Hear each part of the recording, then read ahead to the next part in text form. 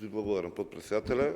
Станува збор за ситни мали измени кои што не прават драстични разлики, затоа и во скратена постапка.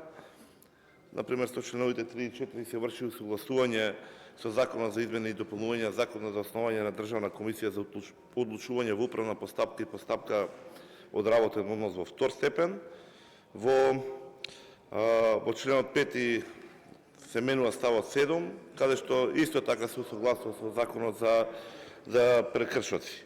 Има и одредба кај што дава основа за дирекцијата да може да действува на целата територија на Република Македонија и уште една одредба каде што се изменуваат условите за именување на директор, каде што се бара сертификат со познавање на еден од странските јазици.